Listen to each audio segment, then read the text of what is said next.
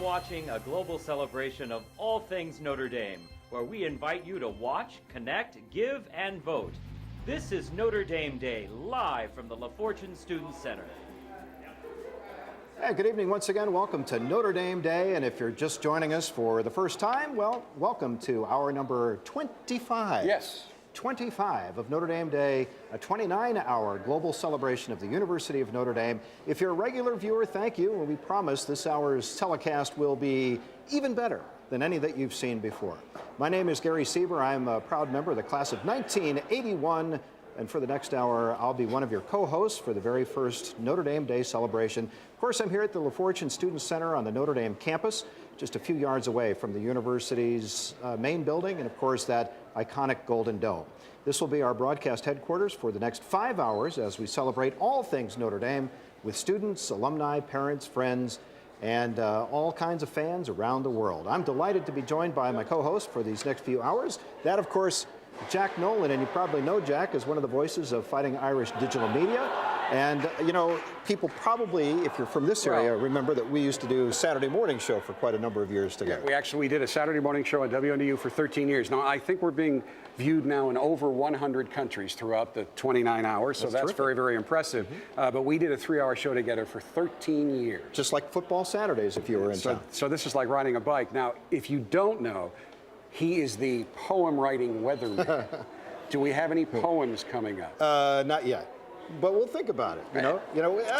I'll probably be sorry that I've asked, because many of the poems are directed at me. So we've got quite an hour ahead of us. We'll be taking you to a Notre Dame women's softball game, chatting with some Notre Dame alumni in Central America, and offering you some live musical entertainment. This hour, we'll also have our exciting Residence Hall challenge between Soren Hall and Duncan Hall here on campus and online. Now, also this hour, we'll have live interviews with a Super Bowl champion quarterback who is a new member of the Notre Dame family. Yeah. We'll be joined in our studio by Notre Dame quarterback Malik Zaire, and our Hall of Fame women's basketball coach Muffet McGraw is here as well. So Gary's right.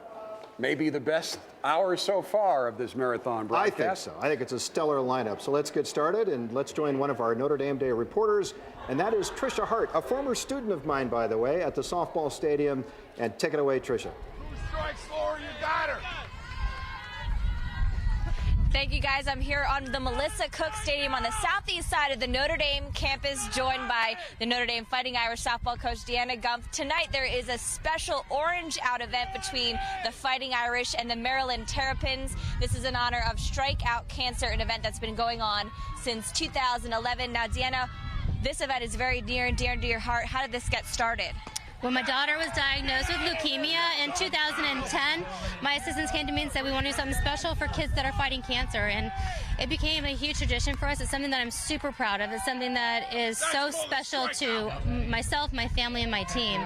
And we are so proud of the money that we've raised for the kids in this community who are fighting cancer every single day. Now, your daughter Tatum has acute lymphoblastic leukemia. Where does all the money and fundraising go for today? All the money that's raised today and from the weekend goes to Memorial Heme Pediatric Clinic, which basically works with all the kids who are fighting all different kinds of cancers. We give it to families who are traveling to get radiation around the state. We make sure that kids get to go on wish trips that they've been dreaming to go on. We help the kids any way we can to brighten up their day, and all the money goes straight to those families and those children. Now, we see a lot of blue and gold and green in the stands, but why orange? Orange is the color for pediatric leukemia, and because of my daughter, and we just decided to do something really special that stood out, that really helps the awareness out there for all these children who are fighting.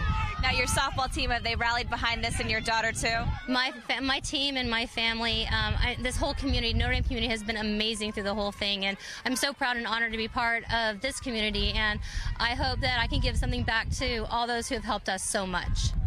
All right, well, thank you so much, Deanna. I'll let you get back to the game. Tonight's game, the Fighting Irish versus the Maryland Terrapins, being broadcast live on ESPNU. It's the special Strikeout to Cancer And event. vote for Notre Dame softball.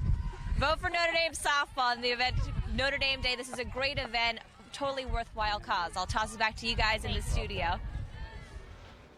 All right, thank you very much. And this woman needs no introduction, but we'll do it anyway. Notre Dame's Hall of Fame coach, this year's consensus National Coach of the Year, Muffet McGraw. Thanks for stopping by tonight. So happy to be here on Notre Dame Day. Oh, and by the way, on the rankings of people voting, because your program will get some of the money, you're in the top 10 last I checked. I think you were 4th or 5th.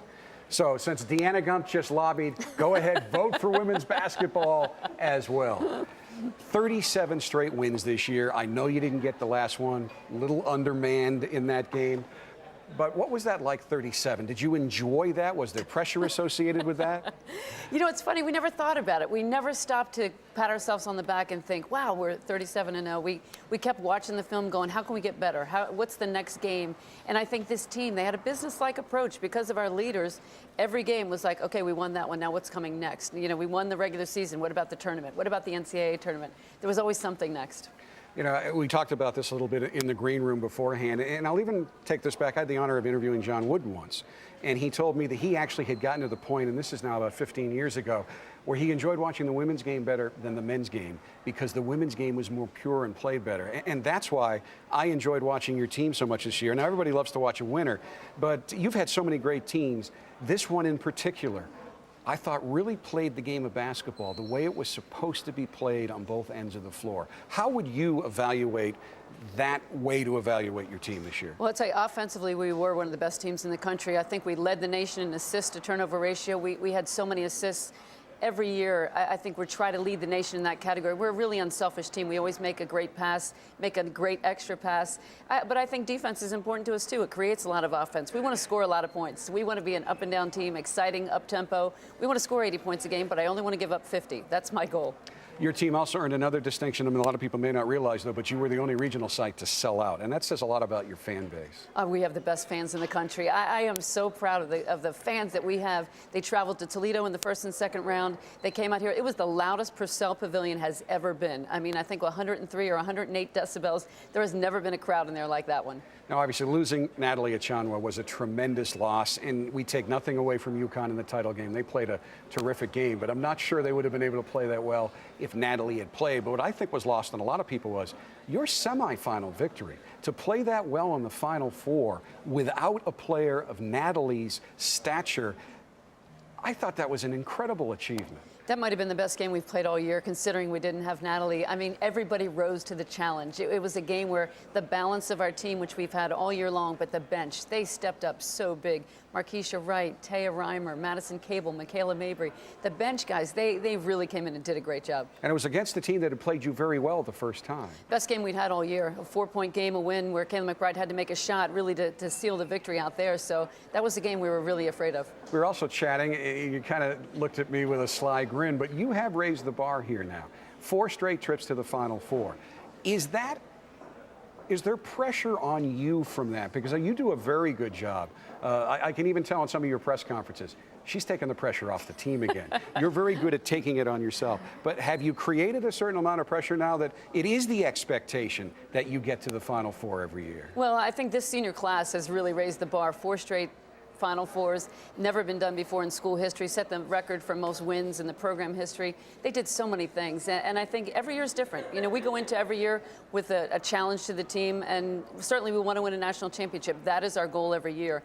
Some years the Sweet 16 is about as good as you're going to do. You're going to hit your stride, hit your potential, and some years the Final Four is what you want to do, and certainly that's our goal, but every year is different.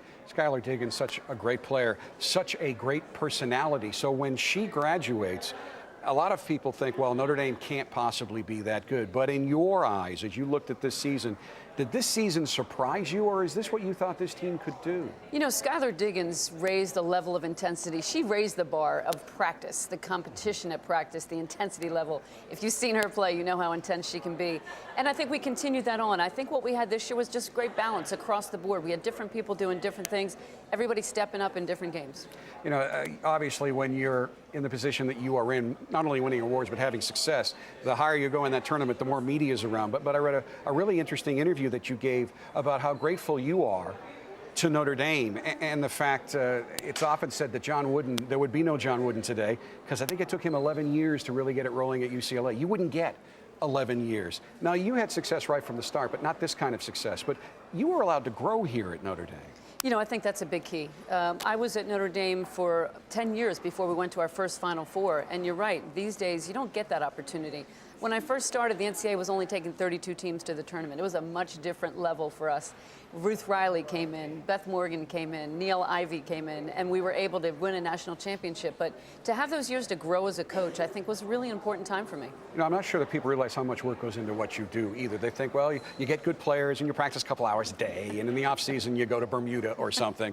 But a week ago, tomorrow, you had your banquet. 1,000 people showed up, and then Thursday I'm in the airport in Detroit, and I run past you and one of your assistants getting ready to go on yet another recruiting trip. Talk about how much work this is in the off season and year round now. Well, it's all about recruiting. You know, it is a lot easier to win when you have good players, and certainly we spend a lot of our time recruiting. So that's a big key for us. We want to go out, we want to get to know these kids, have a relationship with them. We're not offering scholarships to anybody that we see.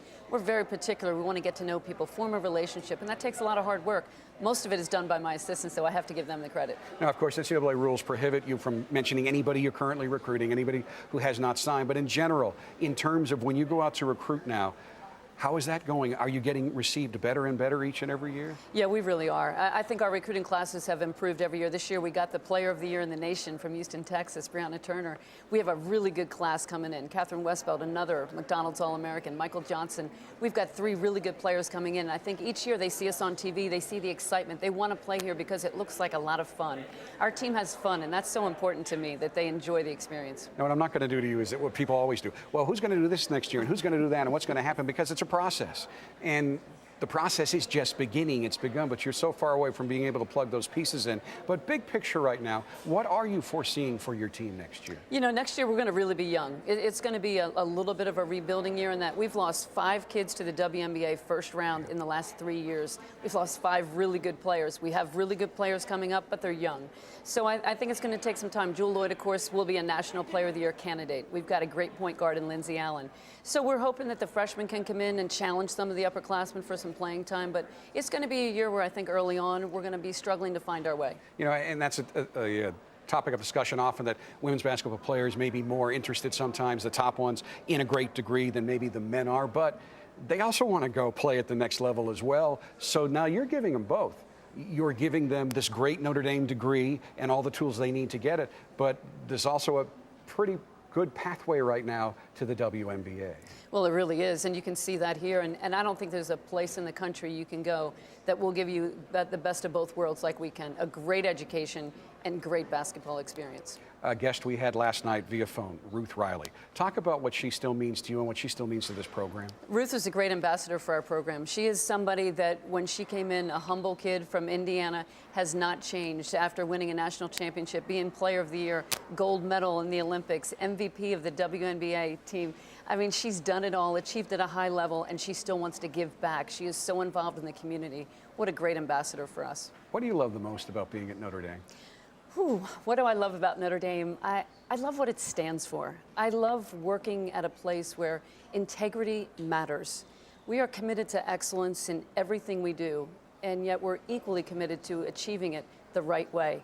We set our standards high, and we don't apologize for that. We embrace that. I love the fact that my team can compete for a national championship and still graduate 100% of our players. Notre Dame's a place that challenges you every day to be your best. And I love a challenge, and my team loves a challenge. And I think we epitomize the Fighting Irish spirit this year because we know, win or lose, the Notre Dame family is behind us. We are together. We are ND means something special to everyone. And I've learned so much in my 28 years here, but I think the thing that Notre Dame has taught me that really sticks out to me is that you don't climb a mountain so that the world can see you. You climb the mountain so that you can see the world. And I think at Notre Dame, it's a place where together, maybe we can change the world. That's why I'm so proud to be from ND. It's always a pleasure, Muffet. Thanks, Jack. You know, there may be some debate nationally, but there's no debate here at Notre Dame. The best women's basketball coach in the country and probably the world, Muffet McGraw. Thank you. Thanks. Hard to believe it's going to be season number 28. Now let's go to Matt McCurdy. He's at the performance stage. Thanks, Jack. Zach Dubois graduated from Notre Dame in 2011. Dubois discovered his musical passion as a result of a back injury before football season of his senior year in high school. Never one to feel sorry for himself, the sideline quarterback decided to turn a potentially negative situation into a positive. So, stuck at home, unable to participate in two-a-day practices, Dubois picked up his dad's old guitar and taught himself how to play. He's been playing guitar and writing songs ever since. As a pre-med and psychology major at Notre Dame, there are many different avenues which Zach might have pursued, but at the end of the day, he decided to pursue his true passion, music. As he explained, I could have been a teacher or went to grad school or med school, but I decided to pour all my energies into being a full-time touring singer-songwriter. And that's where he is today, strumming his guitar and chasing his dream. But tonight, Zach is here with Notre Dame Day, performing a song he wrote for his new album titled Destination Unknown. Take it away, Zach.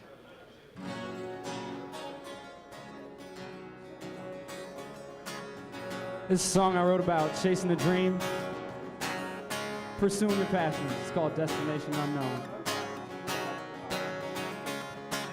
Searching for direction, I'm at a fork in the road. My future lies in front of me. Which way am I supposed to go?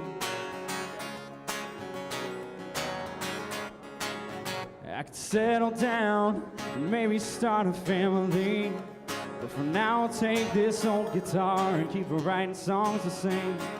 It's the path less traveled. Some say it's a mistake, but this journey to my future is mine to take. Might be a dead-end road or the path to my dreams. Unless I go, I'll never find out where it leads.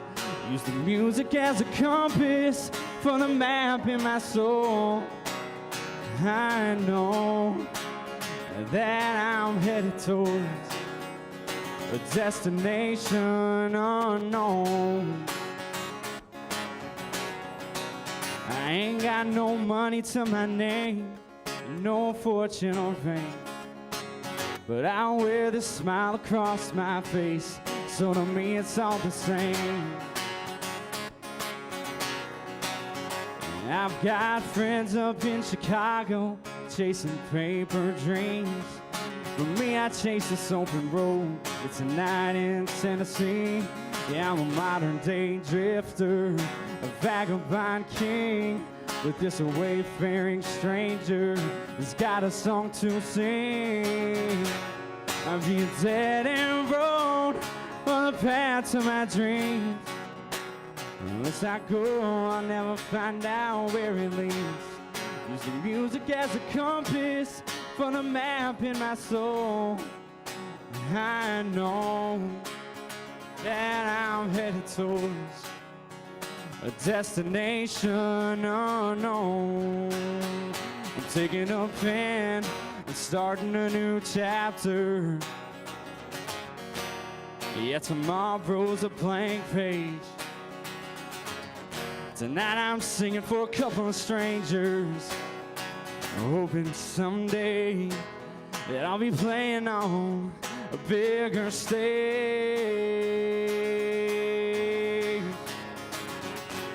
I'll be a dead-end road on the path to my dreams. Unless I go, I'll never find out where it leads. Use the music as a compass for the map in my soul. I know that I'm headed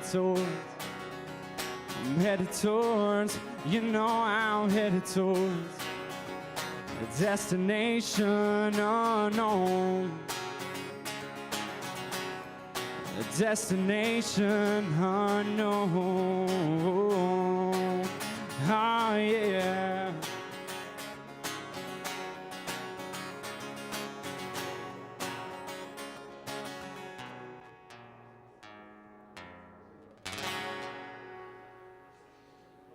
All right, thanks, Zach. That's Zach Dubois, ladies and gentlemen, and the name of his album, again, is Destination Unknown. Let's go back to Gary Sieber at the Notre Dame Day anchor desk. Thank you, Matt. And I want to just quickly say, I know Zach Dubois, and a lot of people may not know him yet, but you're going to. He's a local product. He grew up in Jimtown, just a short distance from Elkhart, Indiana, so not far down the road. And I was at his first concert after he launched that debut CD, and what a great talent he is. Destination unknown, maybe, but I think it's going to be great things for Zach.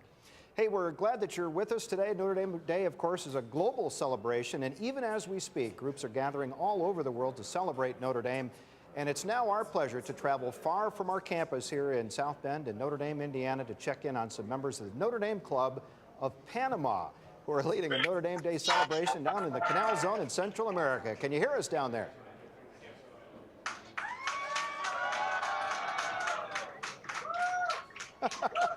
All right, so where are you guys celebrating, and who's with you today? Hi. Hello. Can you hear me?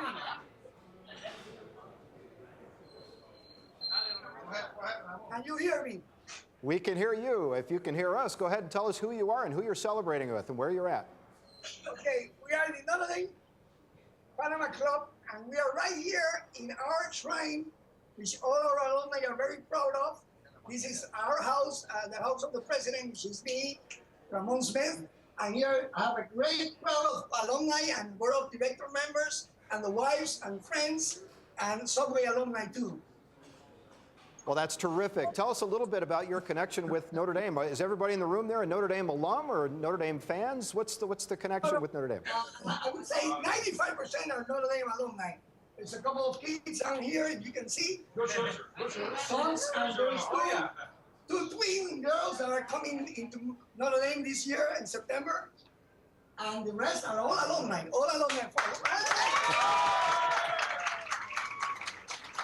Well, I talk with an awful lot of people around the country, and once in a while they try to get back to Notre Dame for a football game or some other special event. How often do you get a chance to come back to campus? That's a long way. I'm not the real person you should ask that because I go a lot. But really, the alumni here, at least 50 Panamanians go to every year to at least one game. I try to get them the tickets, and they have a great time because we do a great tailgate always. And I would say every one of the games is attended at least by 3 or 4 Panamanians. Well, I'll tell you what, it's a long way down there, and a lot of us don't necessarily get a chance to visit Panama, maybe even in our lifetime. So if you could tell the Notre Dame family one thing they should know about the Notre Dame Club of Panama and the area there around Panama, what would that be? Okay, I kind of prepared that question because I know you're going to ask. So it's going to be a little long. I bear with me because it's written, and I'm going to read it to you.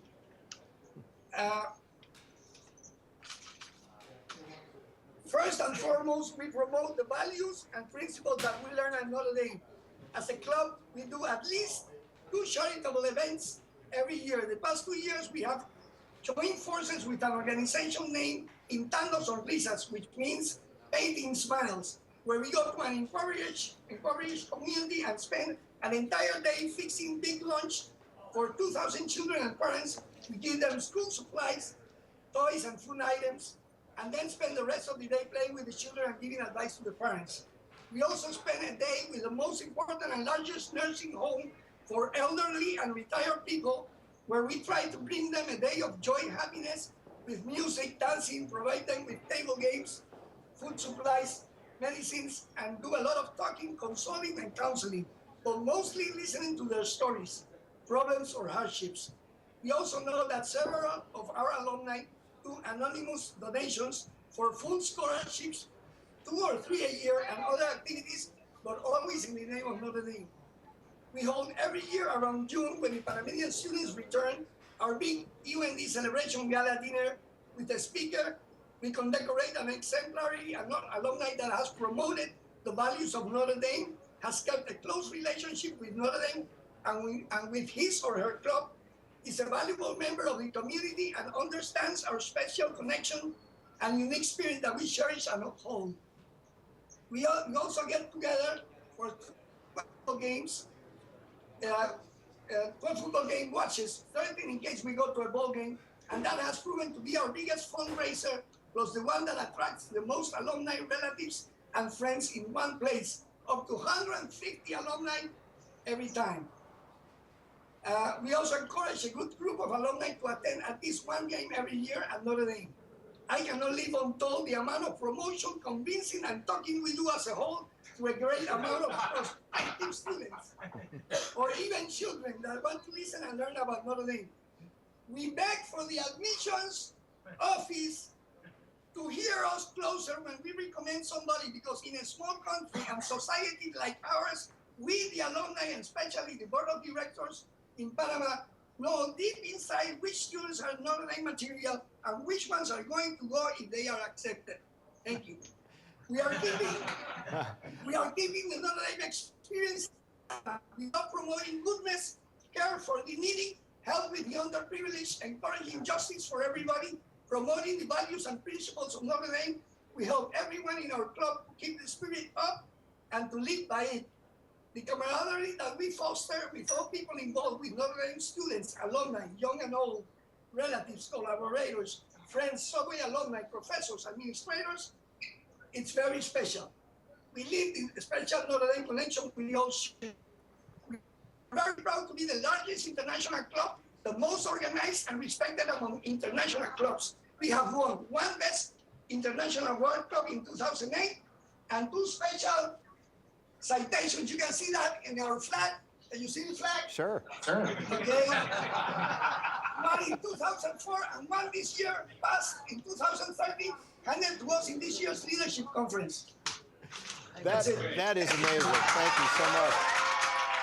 I think without question, that's the best prepared presentation I've seen all day, as a matter of fact. I do have to observe one thing, and that is that down in Panama, they probably play football with a different kind of ball. I'm thinking that it's round and on a different field a little bit. And I'm not sure how much time you have to spend explaining American football rules to the people down there, but we certainly appreciate your support and all the wonderful things you do in your community. So we hope you're having a great time celebrating Notre Dame Day. Thanks again. And now let's join our Notre Dame reporter, well, it's our co-anchor actually, Jack Nolan, who's over at the interview sofa with a special guest. Jack? All right, Gary, a little bit of reporting to do over here as well. You know, last November, the Notre Dame women's volleyball program announced the signing of high school volleyball star Trent Dilfer from Saratoga, California. She's a 2-time Under Armour All-American as a setter. Trent Dilfer led the USA Volleyball Youth National Team to a bronze medal at the Junior Women's Division of the High Performance Championships. Maddie is the daughter of Trent and Cassandra Dilfer, and yes, many of you do recognize that name. Trent Dilfer was a Super Bowl champion quarterback for the Baltimore Ravens, and you now see him on a regular basis. He's an NFL analyst for ESPN, and he joins us on the phone right now, and he is soon to become one of Notre Dame's newest dads. Trent, are you there? I am here and honored to be a part of this great day. So what is it like to have another famous athlete living under your roof? Well, she's a lot more famous than me. It's been fun. It's been a great journey. She is twice the competitor I ever was, as are her sisters, and it's just been fun to be able to parent her more than anything else. I think she's watched my career and hopefully learned from my mistakes, and been parts of a lot of cool different environments in sports and learned from them all, and just really, really excited to go to Notre Dame and have a great experience both athletically, academically, and socially. You know, in our last hour, we had both Corey Robinson and Torrey Hunter Jr. here, sons of famous star athletes. She's a daughter of a famous star athlete and yourself. How do you think that has helped prepare her, not only for what she's already dealt with, but what she'll be dealing with as a high-profile Notre Dame athlete? Well, we've always tried to keep my career and our girls' athletic endeavors separate. We didn't have to live with whatever baggage comes with my career, but there's obvious advantages to watching highly competitive sports and growing up in an environment where high achievement is always at the forefront. So for Maddie, I think what she did more than anything else was she learned from, like I said, my mistakes. I was always very transparent with her, told her things I did well, told her things I didn't do well. She's been around a lot of great athletes who are my friends and friends of our family, pick their brains. Because where we live, she's been exposed to some great coaching and, you know, highly competitive environment. I think she just kind of taken it all in and found her own niche within it all. We try very hard not to let whatever people think about me, good or bad, affect her, be a part of her career. And I think Notre Dame's going to be one of those environments, one of the reasons she chose that, where she could really make her mark separate from whatever I accomplish. What can you tell us about the process that Maddie went through that resulted in her selection of Notre Dame? Well, it was pretty interesting. The only thing I was adamant about in the recruiting process, and she was obviously very recruited, or highly recruited, I should say, was that she explored different parts of the country. So all I said was she had to take a trip to the Southeast, the Eastern Seaboard, and the Midwest. The California West Coast was pretty easy because there's so many volleyballs out here that were interested.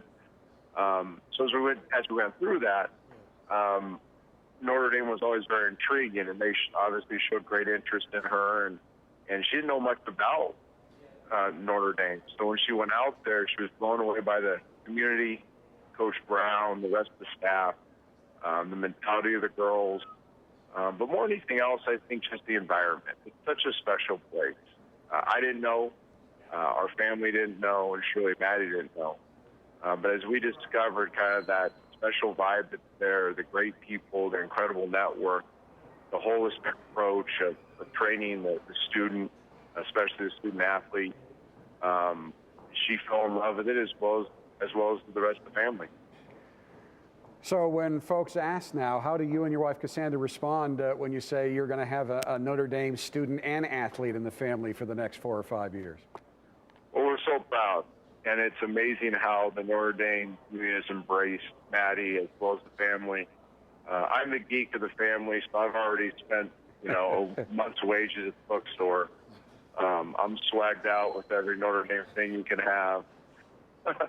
Incredibly proud, and I'll be that nerdy dad up in the stands with all my Notre Dame gear on. So we couldn't be happier, and just really looking forward to an incredible 4 years with her there, and all that this wonderful university brings. And she certainly will not be without friends here. And I know one of them is a young man that you have also gotten to know quite well. Trent, joining us now here in our interview set in La Fortune is Notre Dame quarterback Malik Zaire. Hello, Malik. Hey. What do you have to say to Mr. Dilfer?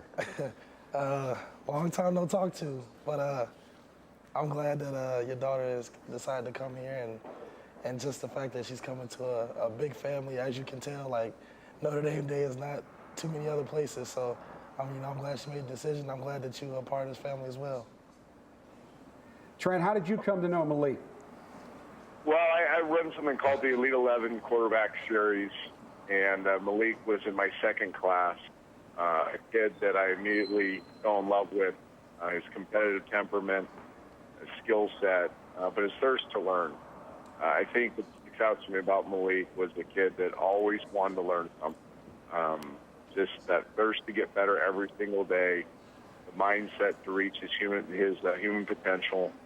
And then, the one thing about Malik, I don't know if people there know, is he's kind of a Renaissance man. He has a lot of different interests. Football is incredibly important to him. He's going to be a great player, but he's even a better person. And he has so many things. He's going to impact the world in a lot of different ways. And I was immediately impressed with that. Thoroughly enjoyed my time with him. And I've texted him many times that I expect to be a good big brother to Maddie as soon as she gets on campus. I heard Sox. Did he say Red Sox fan? Did he say Red Sox? No. Did he say he's Red Sox fan? Are you a Red Sox fan? Me, I'm a Renaissance man. I'm a Renaissance fan. Oh, Renaissance man. That's I knew it broke up. Man. All right, I should have said it broke up because it did. But Renaissance man is even more important than that, and you and I discussed that a little bit. Now, have you stayed in touch with Trent Dilfer on a regular basis since the camp? Yeah, I know he's pretty busy, but I definitely stayed in contact with Joey. I know the guys are doing the Elite 11 circuit, and that's a rough process to go through. I know he's pretty busy as well, but I try to keep in touch with him as much as possible because I feel like we made a great connection at Elite 11. I learned so much from him, and anytime he wants to come back and just teach me a little bit more, I'm definitely down for it. So I just always appreciated him and what he taught me. And I know you stay in touch with Maddie as well. So what have you told her about the challenges she will face as a student and an athlete here, and what will you tell her when she gets here? Yeah, when she gets here, I definitely have a lot more time to just tell her, like, it's definitely a challenge in terms of they testing every aspect of, like, who you are as a person. And I think at the end of the day, it's only going to make you a better person. And you just got to just continue to just fight every day. And if you need something, like, let us know, because we always provide the opportunity and things that can help you get through each and every day. Now, Trent, I know you're an NFL analyst, but I know you also have an eye on Notre Dame now. So do you feel comfortable giving us a little bit of maybe not a prediction, but just your view of how you think Notre Dame will do next year? Yeah, absolutely. I think Coach Kelly and his staff does as good a job as anybody in college football. I always say coaches, the great ones, get the most from the least and the best from the best. And when I say least, I don't use that in a negative context. What they do is they identify what each player is and what he can offer, and then pull it out of them. I think they do a great job with that. They've done a great job recruiting. Obviously, the quarterback position, they're stacked. They're stacked at the skill positions. They've always done a good job with the bigs. So I look for Notre Dame to get back in the national championship mix. They're going to obviously have as good a tactic as anybody. Their players are going to play smart and tough, something that doesn't get talked enough about in college football. It's not all about talent. It's about how you get that talent to respond in critical moments, a lot of that physical, mental toughness. And Coach Kelly brings that out of his players. I'm excited to be at games, to follow them closely, to be a fan. I stay uninvolved with the players once they get to the college levels. My job is to build a stronger foundation for the college coaches to build on. If they ever need my help, obviously, more than welcome to offer whatever expertise I have. Well, Trent, thank you so much. Apologies that I misunderstood when it broke up, but you're in Bristol now on a regular basis, so you know how obnoxious all of us Red Sox fans can be. We're never going to give up an excuse to try to bring that into the conversation, but we certainly look forward to seeing you on campus, not just for the next 4 years, but once you become part of the Notre Dame family, it is a lifetime commitment, especially on the university's part. Well, we're already feeling that, and again, thanks for letting me be part of this great day, and I'm looking forward to being part of the family. And Malik, thank you again. And I talked with you as soon as you got on campus. You comport yourself so well. I will wish you good luck on your exams. I'm not sure you're going to need it. I know you'll do well next week. Straight A's. Absolutely. The guy sets the bar high. You like that kind of confidence. All right, now let's throw it out to our Notre Dame Day reporter, Tricia Hart. She is live at the DeBartolo Performing Arts Center. Tricia?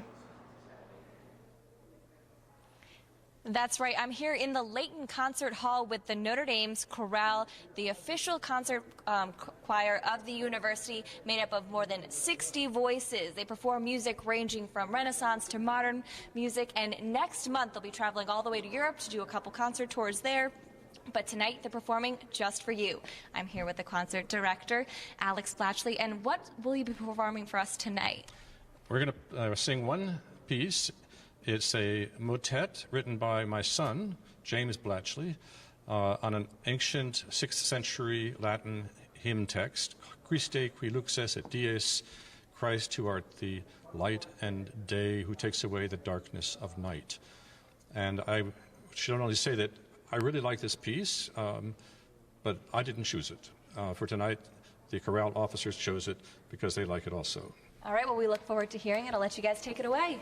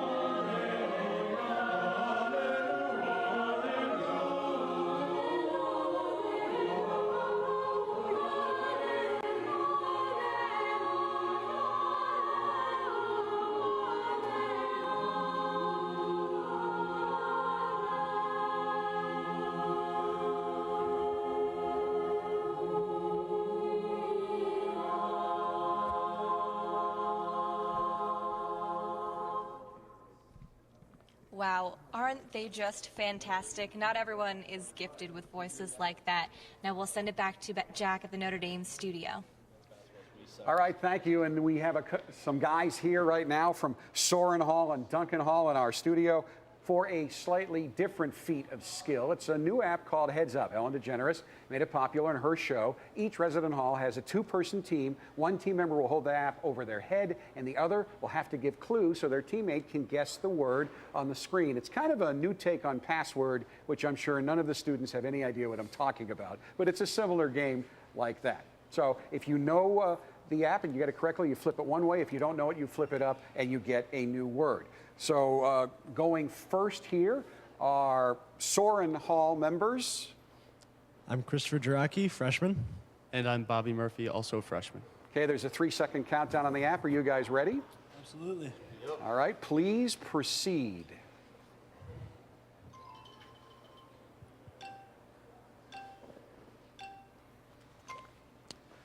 Skip. The worst dining hall. North Dining Hall. The War Memorial located out on North Quad. Stonehenge. Skip. The basketball arena is named after him.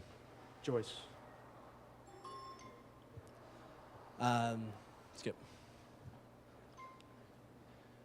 Residence Hall located by Duncan and in between O'Neill. Kehoe. Girls. Famous coach. Another name for his first name is a hot dog. Frank Leahy. Yep. Former U.S. Secretary of State, or not Secretary of State. Nancy Pelosi? No. Went to Stanford. 4. We have 4. Who was it? Oh, you guys are making me feel old. Austin Carr. Didn't know Austin Carr. Austin Carr. Sorry. I mean, I understand it's true. Austin Carr played in the early 70s. But really, Austin Carr. We have our next team coming in now, and you have to beat 4, gentlemen. So this is the team from Duncan. Now, see, I like the hat. Were you here earlier? I was not. They said that Malik was a Renaissance man, Trent Dilfer did, but I heard in my earpiece, Red Sox fan. Hey, so that's what I turned we need all the into. help this season. Off to a slow start. Hey, you got to remember. I could tell you my 1985 World Series story, but I won't. So they've won 3. You guys are spoiled. You guys are spoiled. But hey, identify yourselves, please. I'm Brendan Moran. I'm a senior in Duncan Hall. I'm Sean Flanagan. I'm a senior from Duncan Hall, living off campus. All right, gentlemen, are you ready? Yes, sir. We are. Okay, again, the app has a 3-second countdown. Go ahead, please. They have to beat 4. Seattle Seahawks, now Detroit Lions. Golden Tate. Residence Hall right next to Soren. Walsh. Skip. Babes, Residence Hall. Green Phillips. Yep. Griffin's Residence Hall. Right next to Keenan. Stanford. Yep. Not Rolf's, but The Rock. Yep. Hip Hop Night is held at Legends. Light a Candle at The Grotto. Football coach. Brian Kelly. One of the what you just said is named after him. New Rocky. Yeah. 87 Heisman Trophy winner, wide receiver. Coached in the, what is it, 70s, 80s? Divine. No. Holtz. Faust. Maybe the 70s. Parsegian? Yeah. Bullfrogs. Baden. Too late. 10, you gave him the 10? All right, 10, perfect score, gentlemen. Cool. Outstanding. Well, didn't they miss one? He passed one. I skipped one. He passed one, but he got it when he came back. All right. I think that's the first perfect score, is it not? That is the first perfect score, and it's because you're wearing a Red Sox hat. Highlander pride. I'm driving Gary crazy here.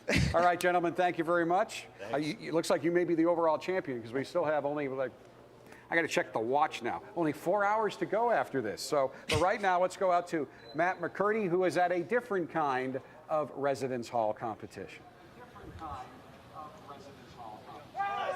Thanks, Jack. I'm here on North Quad for another tug of war competition. This time it's between the Otters of Soren Hall, the Otters, and the Highlanders of Duncan Hall. Each team can have 18 members on their side. And to make it more interesting, they're competing for cash prizes, as we saw with the heads-up competition. All right, guys, are we ready to begin? Get ready!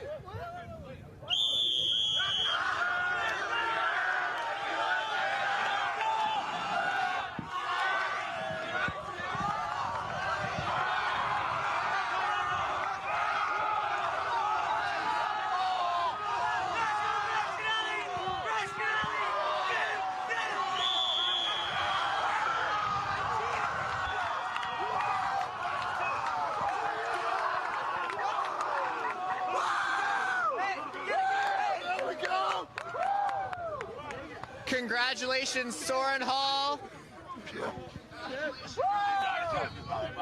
What can you tell us, Chip? Well, what made this team a winner? Just a lot of spirit, pulled the troops together at the last minute.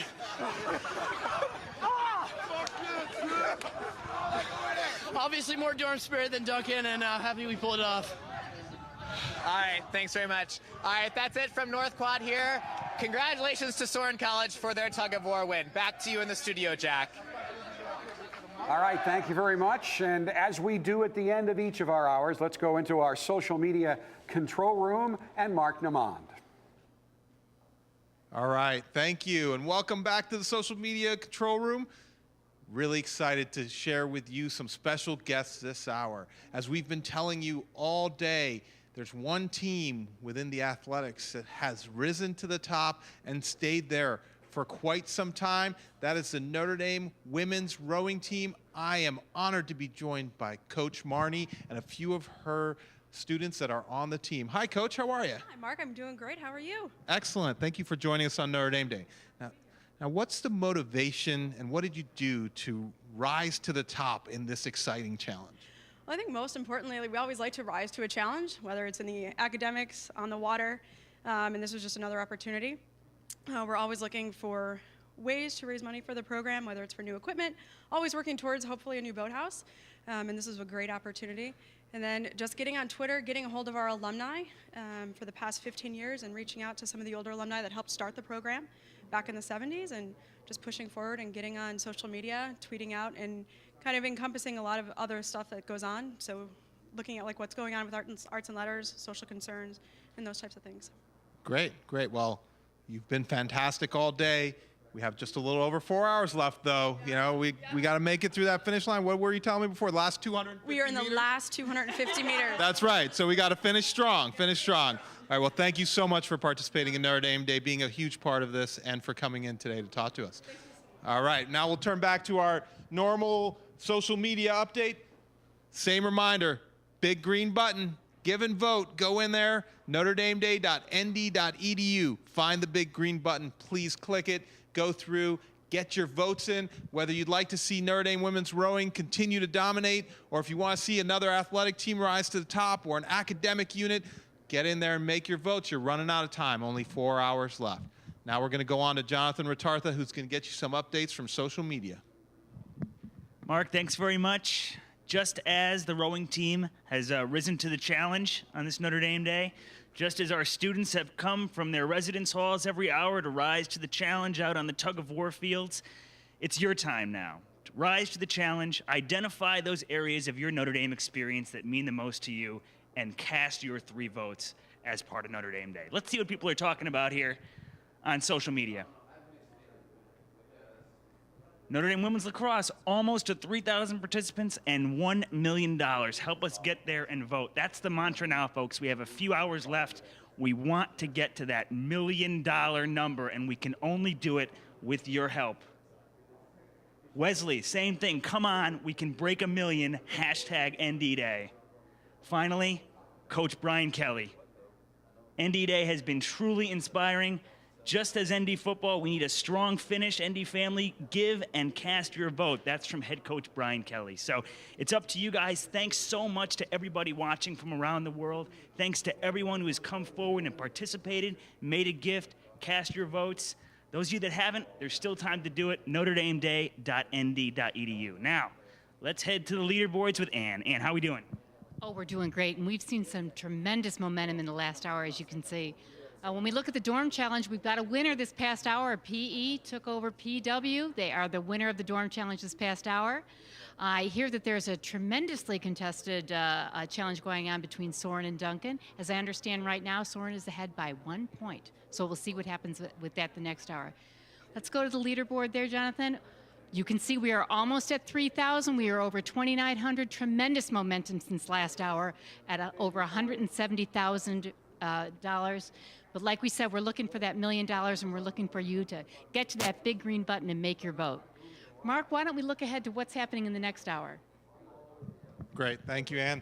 So next hour, we're going to go live to the alumni candle lighting at the Grotto. We're also going to have Angie Appleby Purcell, a 97 graduate, on. Live visit with the ND Club of Houston. We'll also have a live performance by Collegium Musicum and Walsh Hall versus Kavanaugh Hall. So the dorm challenges will continue. Keep the energy up. Please keep hitting that big green button. And back to you, Jack.